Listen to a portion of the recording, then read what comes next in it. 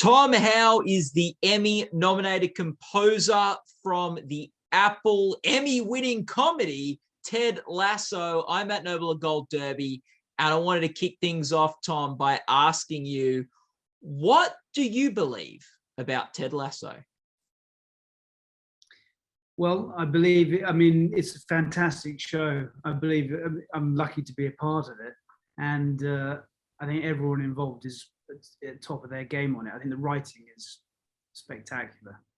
And I think the characters all have a kind of journey arc that they kind of go on. And I think there's something in there for everybody. Mm. And what role does the music you and put together play in helping sort of tell those character journeys? Well, I tried to sort of come up with a theme sort of motive for each character. So Marcus and I obviously started that in season 1 with a theme for Ted and like a main theme for the show. And then we've gone on to sort of, develop those. So there's themes for Rebecca, there's a theme for Roy, there's a theme for Jamie, a theme for Rupert. And really, I think the music hopefully helps sort of take those characters on their journey. And even though a lot of those sort of musical motifs can often be quite short, phrase-wise, a lot of thought goes into, for instance, Jamie's melody, which really only came to the kind of forefront in season 2, really, when he had sort of come out of the team and you see him for the first time on a kind of reality show. Sitting on the sofa, things aren't going well for him, and there's a kind of conscious thought there that maybe the melody needs a bit of distance, so the bass line is moving down in semitones whilst the tune is sort of rising up, and that can then be made to be sweet or used in an action context or a romantic context, but the kind of thought behind it initially is that he's not in a great place. And so tried to do that across each of the characters and to give them something that feels right for them, but then can be developed to kind of cover whatever emotions get thrown up throughout the series. Oh, some real Peter and the Wolf vibes there. Do you have do you have a favorite character theme, Tom? I'm fond of the Ted theme because obviously everything came from that really in the song originally. Of the season 2 stuff, I think probably actually the Roy theme, because it's mainly on solo piano. And he's kind of taken this arc from being this, we saw him at the end of obviously season 1, going from the kind of big dog, if you like, of the kind of team, and then realizing that he's kind of at the tail end of his career. And in season 2, he's in many ways, he's quite vulnerable at times because he doesn't want to try, kind of comparing on TV. He's worried about how he'll come across on that. He's a little bit unsure in his relationship. He's not quite sure where he sits. And I think that tune's almost got a sort of hymnal kind of quality to it, very sort of innocent sounding and kind of slightly unsure. And it's so exposed. And the way it was recorded, I tried to get sort of lots of the piano noise in there as well as the notes. So you kind of hear the stool moving around and the pedal, and it's kind of imperfect I hope in a good way.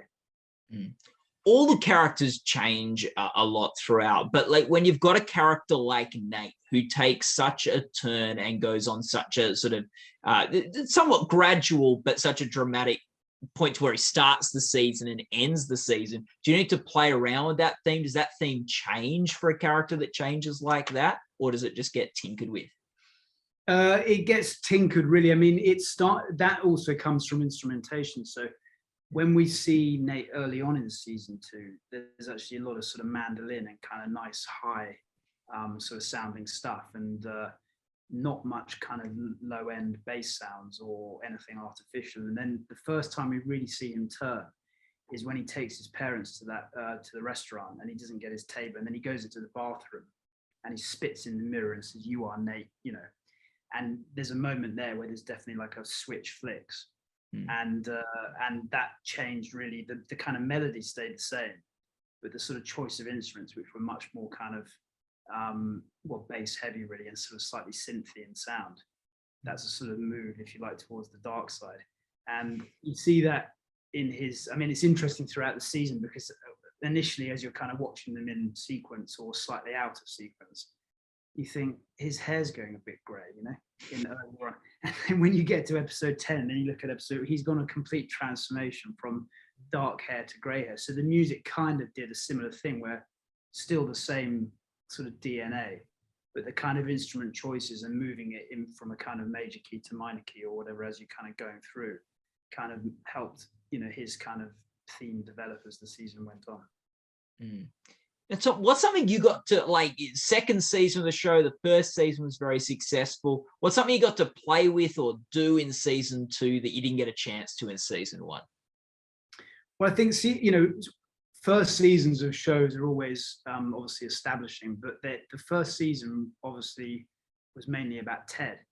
And I think once a show has found its feet and been successful and it's liked, it has an opportunity to then, you know, explore some other character arcs. And obviously season 2 is about Ted too, but in a way he shares, you know, Roy and Keeley, that kind of relationship, and what's going on for Rebecca and Nate, as we just said. I think that there's more. Season 1 kind of was more about Ted's journey and really kind of losing his family as well, really. You know, the fact that there was that realization halfway through season 1 that it wasn't going to work out with his wife, which you kind of thought it was up until that point, really.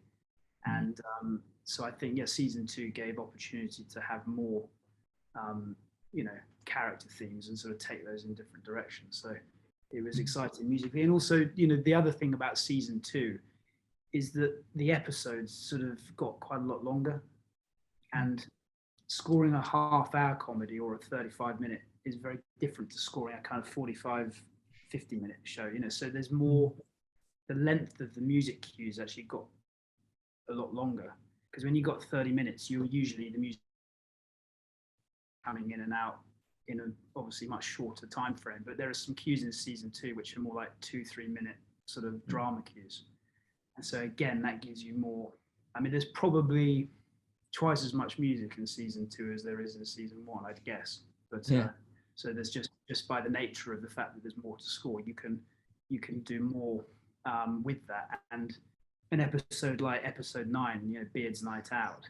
Yeah. Again, he's got his theme, and you know that can go in a completely different direction, which didn't really for or story for in season 1.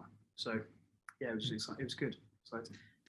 Well, I was going to ask you about that Beard's Night Out episode, because something that was really cool is you and Marcus Mumford got nominated last year for writing the theme song to Ted Lasso, which is really cool to see you guys get that Emmy nomination. And in Beard's Night Out, you got to play around with that theme song and do a new sort of version of it while he's on the tube.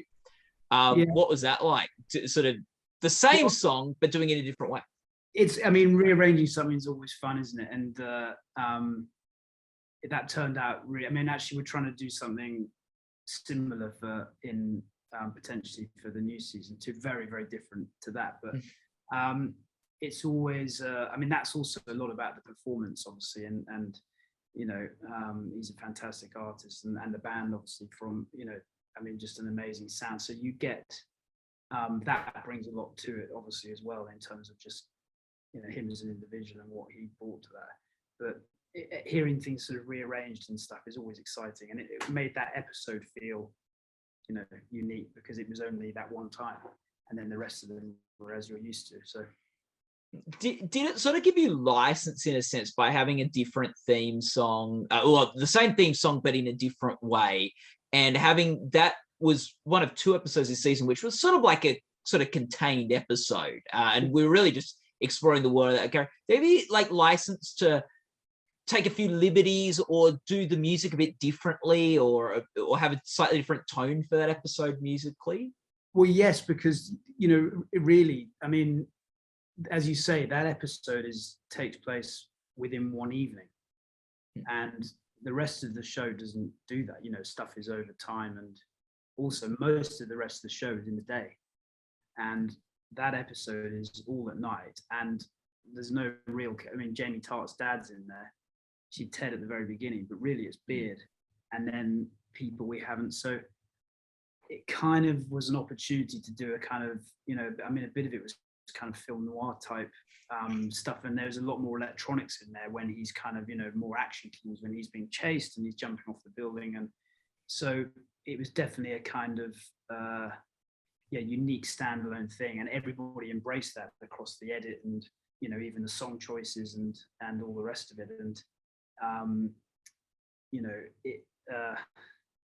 it was just a kind of unique kind of thing. So yeah, musically, I mean, I can usually take a cue from, you know, if I've got a theme that's working, I can try that in another spot within another episode, and then I'll rework it. And but there's nothing in episode 9 that I could see sitting in across another episode. You know, it's a totally unique event, really, and it was a lot of fun to do. I mean, it really was. But yeah, it's all takes place in that sort of 12-hour window, you know, so it's a very unusual one. Well, yeah, and I sort of like viewed that episode a bit as like, this is the side of Beard we don't get to see. Like, for all we know, this is a regular Friday night out for him, and we just only ever see him rock up at training. And I guess, like, it's also, I guess, a part of the show we usually never get to hear as well as see. So you can sort of, yeah, play around with some stuff there. So that was a really fun episode. And I think music played a big role in season 1. It played a big role in season 2, not just the music you wrote, but other songs. Like, you got Rainbow, you've got the Christmas special as well, where they end with a song, and you've got even we all get rickrolled at the funeral and stuff like that. Do you think that the role music played in Ted Lasso got promoted in season 2? I think so, because I think that, you know, one of the advantages when you make a season 1 of something, or you make a pilot, if it's not a sort of, I mean, I know a lot of things nowadays are kind of spin-offs of something, and they might already have some kind of success built into that. But, you know, Ted Lasso season 1, it's hard to get those sort of things made. And, you know, I mean, Jason's brilliant, Bill Lawrence is obviously brilliant, they've got a huge track record across the board, you know, all the editors are fantastic. But you know, there were people who they contacted about putting songs into season 1 who said no, you know, because they don't get what it's about. When you then have a hit show, you can then go out to people, and most of them are going to say yes, right, because they want to be involved in the show. So A, you've got that factor. B, the success of it means, you know, the music kind of budget for music supervision, you know, licensing songs is higher, so you can go after things that you wouldn't have been able to in season 1. And I think that Jason really knows his music. You know, he really has strong opinions on what the song should be, and not only what songs should be. Sometimes he's got an opinion on what version it should be, if there's like a live version or a re-recorded version, or he's got a real kind of knowledge of that. And Tony, the music supervisor, is incredible. I mean, he can, seemingly seem to get anything and knows everybody. And so I think a combination of those factors means that the role music played was able to kind of increase, and there was more time to play with, as I said, in terms of the episodes getting longer. But we also have, when I've worked on things in the past, films or TV, I'm obviously doing my, doing my bit in music, and I'm having a dialogue with the director or the producer on TV or whoever. But I don't really ever, someone might say to me, oh, by the way, you're coming out of AC/DC here. And you go, okay. But nobody sort of asks what you think about that, or you're not involved in those discussions of what they've licensed. And ditto sound effects, you spend ages scoring an action sequence in a film, and then you go to the dub and it's like, you can barely hear it. And instead it's a car exhaust and someone running. But when we spotted, when we were doing the spotting on Ted Lasso, obviously it was also unique because we were in this lockdown phase. So it was about 15 people on Zoom always, and that continued through season 2. And so everybody was allowed to have an opinion about everything. So when we get to a song choice, Jason's interested in my pit, or anyone's opinion on something, and Tony as well, and we're talking things back and forth, and that applies to the score too. You know, everybody was allowed to chime in. What do you think of this? Has it got the energy? And so it feels like a real kind of collaborative thing, but I think overall that makes the kind of music and the show feel more kind of homogenous, because it's not an individual, it's a sort of everybody kind of having an opinion, and you obviously put yours forward as the composer or the music supervisor as to what you think is best, but it's really interesting always bouncing things off other people, because especially when they're so heavily invested in it, you know. So I think that definitely, you know, the role of music was increased in season 2 and became a real sort of well, it felt like a real team effort across the edit and everybody, producers and across the board. So yeah. Oh, that's cool. Like last year when we spoke, Tom, you said that there's sort of real power to music in series to set the tone of where it should be, and that sometimes you need to put in a little bit more to bring it to where it is. Sometimes you need to take a little bit out and put a little bit less in. Can you think of a moment in season 2 where you had to put in a little bit more or put a little bit less in to meet the tone of where the scene was meant to be? Well, I think there was a Nate moment in season 2 where he's in the changing room and he kisses Keeley. Yeah. And I had a cue there playing actually using his tune. But when you look at it in the context of the overall, it was just a bit too much. And so that what you hear there really is a one note thing that's actually quite, you know, and actually less was more there. I think the areas where even though they're very exciting visually, the sporting moments, they often need, you know, have to kind of energy to kind of keep driving forward.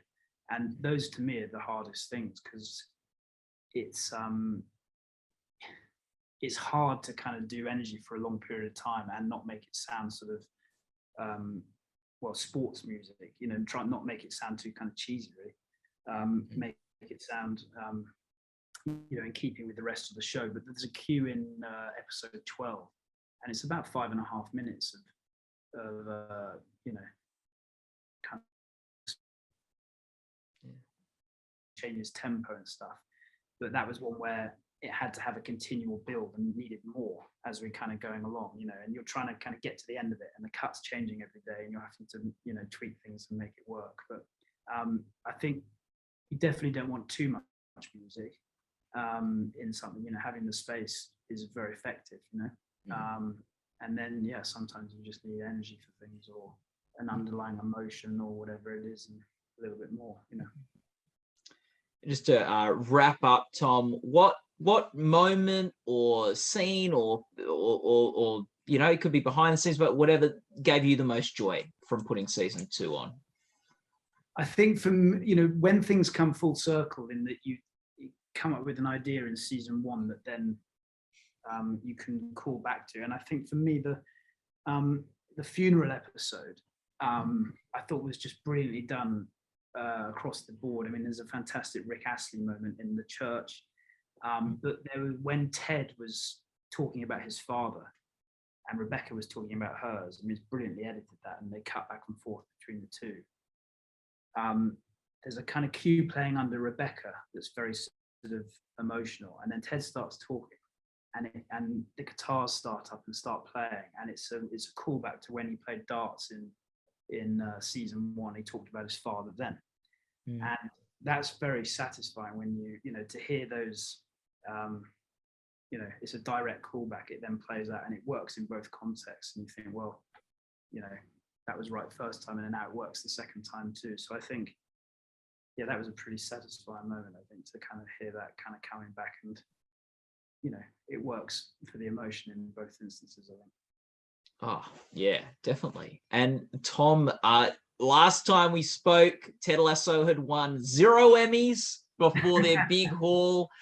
So congratulations on all that success that the show's received, and all the best of luck as we look to how you guys do at the Emmys for season 2.